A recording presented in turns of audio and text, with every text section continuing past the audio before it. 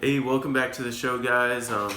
Thanks for tuning in again. And I got a new article today from the Daily Wire by, I apologize if I'm saying her last name wrong, but it's Amanda Prestigiacomo. And it's titled, Steelers Player Won't Kneel for Anthem. And he quotes, "Screw anybody who has a problem with that, talks of immigrant grandmother." And that Steelers player is Stephon Tua. I think he's a defensive end or a nose tackle, I'm not sure.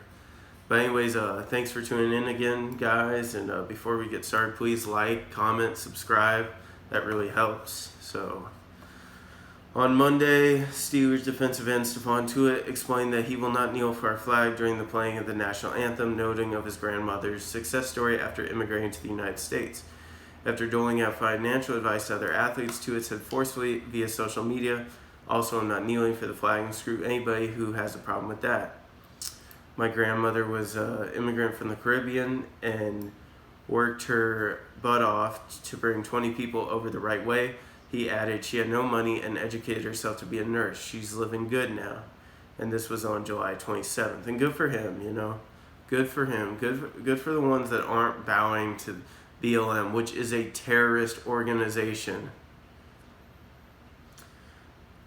Anthem kneeling first popped up in the NFL back in 2016 when the San Francisco's backup quarterback Colin Kaepernick took a knee to allegedly protest police brutality against black Americans.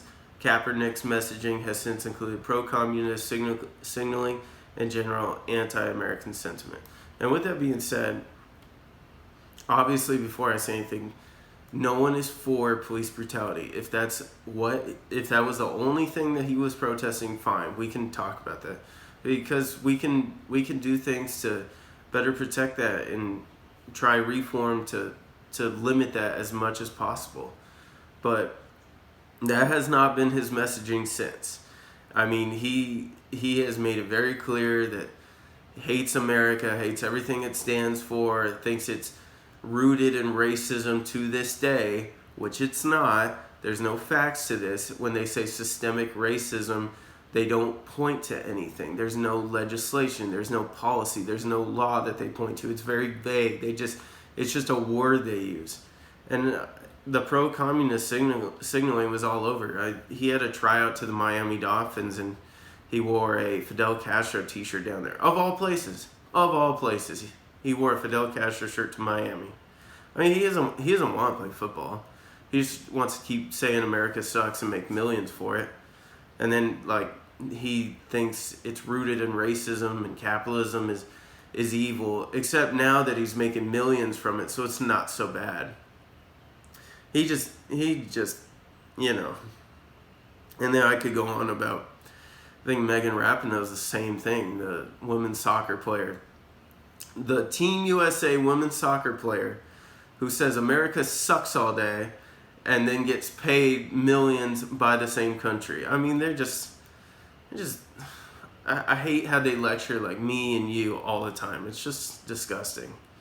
So in the wake of the death of George Floyd, a black man who died following a viral arrest where an officer held his knee on the 46-year-old's neck for several minutes, the kneeling protests have picked up steam across other professional sports such as the MLB and the WNBA. And for the WNBA, I mean, it's 9 viewers. It's probably 3 now because, well, you know, the kneeling has been tied to the radical far-left Black Lives Matter movement, which is a terrorist organization. I say it again. They are committing acts of violence in all these riots, not peaceful protests. They're not peaceful, okay? In what world are burning down buildings peaceful? Still, so much such as to it are bucking the new normal. Thursday, 27-year-old Sam Coonrod of the San Francisco Giants was the only baseball player who refused to kneel during a moment honoring Black Lives Matter in Dodger Stadium. And good for him for doing so. Coonrod says Christian faith does not align with kneeling before anyone other than God, which it doesn't. I share the same faith, and we don't kneel. If you want to preach equality and there's racism and we all want to be equal, why would I kneel? Why would you want us to kneel like you're above us? That doesn't make any sense. There's only one race. For us, it's the human race, and all this identity politics is the radical left just trying to divide us. So, I mean, people got to stop feeding into Black Lives Matter. Coonrod also cited the radical left-wing ideology of the Black Lives Matter movement, which is on their website. I mean, you'll get people on the left, especially like on Twitter, saying, "Oh, those are right-wing talking points." That's not true. If you go on their website, it literally says it. It literally says it. You just do your own research, please. I just can't get on board with a couple things I've read about Black Lives Matter, how they lean towards Marxism, and they said some negative things about the nuclear family, he said. I just can't get on board with that. Though he's not a current player, legendary football coach and former tight end Mike Ditka ripped national anthem kneelers during an interview with TMZ Sports on Sunday, suggesting they get the hell out of our country if they can't respect it. Which is true. I mean, if you hate it here so much, if it's so evil, why don't you just go? Just leave.